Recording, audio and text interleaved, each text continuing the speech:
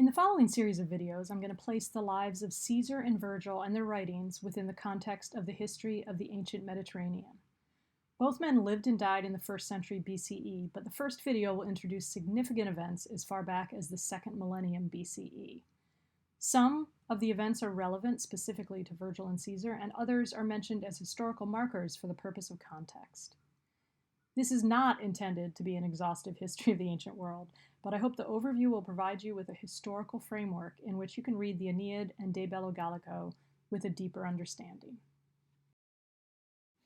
Although the exact date and historical veracity of the Trojan War is not known, most scholars date the destruction of Troy, which was one of many destruction levels found when the site was excavated, to the 12th century BCE.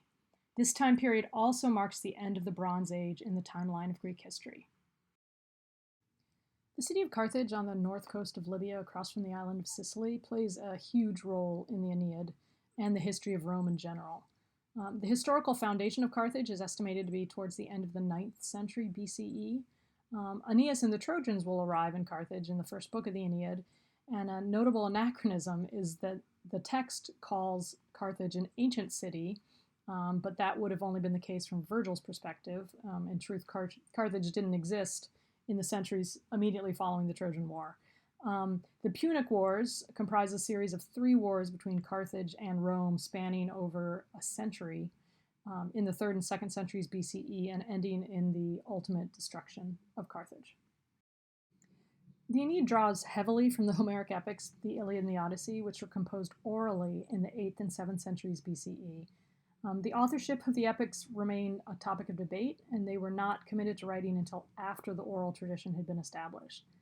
The Iliad tells the story of the final year of the Trojan War, and the Odyssey describes the return home of Odysseus, one of the Greek leaders whose cunning led to the downfall of Troy. The first half of the Aeneid is often said to resemble the Odyssey, as it describes Aeneas' wandering as he leaves Troy and eventually reaches Italy. Likewise, the second half of the Aeneid is likened to the more bellicose Iliad, because it describes the battles between the Trojan refugees and the native Italian tribes.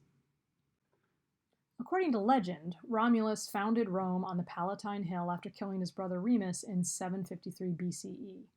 Romulus's lineage is impressive. He is descended from Aeneas, and therefore his mother, who's Venus, on his mother's side, and Mars is his father. As we will learn later, Julius Caesar's family claimed lineage from Romulus, thereby affiliating their family with Venus and Mars as well.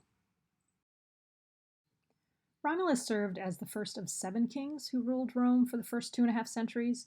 During this time, many of the political and religious practices of Rome were established. Rome acquired land and grew in population. The final king, Tarquinius Superbus, was overthrown after the rape and subsequent suicide of the wife of a prominent Roman nobleman. The role of the king was replaced by 2 consuls, who were elected for 1-year terms. Kings had lifetime terms, and various other governmental bodies and roles developed over the following centuries of the Republic. I'm including this date of the construction of the Parthenon just as a reference point, as the Parthenon is a monument that most people are familiar with. Just FYI, the Golden Age of Greece spanned the 5th century BCE, so it was coinciding with the start of the Roman Republic. At the start of the 4th century BCE, a Gallic tribe, the Senones, invaded northern Italy, and in 390 they waged a battle against the Roman army at the confluence of 2 rivers about 10 miles north of Rome. Having defeated the Romans at that battle, they marched on Rome to sack the city. A long siege ensued, during which both the Romans and the Gauls suffered from famine and disease. Although ancient accounts of how the siege ended vary, a predominant theme is that the Romans eventually paid the Senones to leave, bringing great humiliation upon themselves.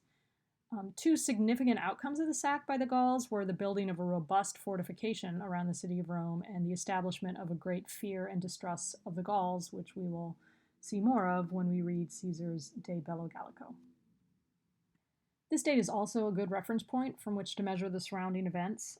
During his short 32-year life, Alexander conquered much of the unknown world and spread Greek culture across much of the Near East. Upon his death, the so-called Hellenistic Era began, and it lasted until the Battle of Actium and death of Cleopatra in 31 BCE. It's worth noting that Cleopatra was a descendant of Ptolemy, the former bodyguard of Alexander the Great, who ruled Egypt and its environs after Alexander the Great's death. From 264 to 146 BCE, Carthage and Rome fought a series of 3 wars, some of the largest to have taken place by this time in history. The conflicts arose from Carthage's concern at the scope of Rome's expansion to the south and west, because at the time Carthage controlled much of the Mediterranean west of Italy.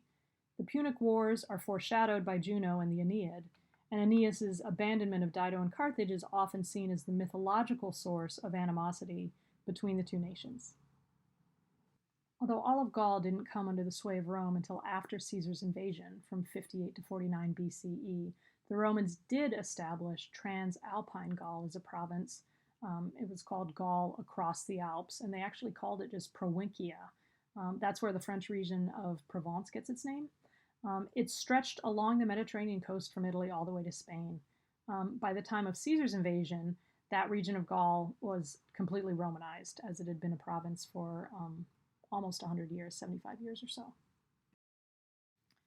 As you can see, the lives of Caesar and Virgil were contained in the 1st century BCE, which was a time of huge tension and upheaval within Roman history. I'm going to talk about that in the next couple videos.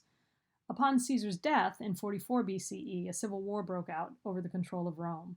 It was eventually won by Caesar's nephew, Octavian, at the Battle of Actium in 31 BCE, and he would eventually become the first emperor, Augustus.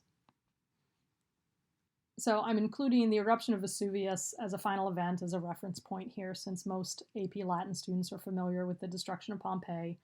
But it's just good to be aware that it occurred 65 years and 8 emperors after Augustus's death.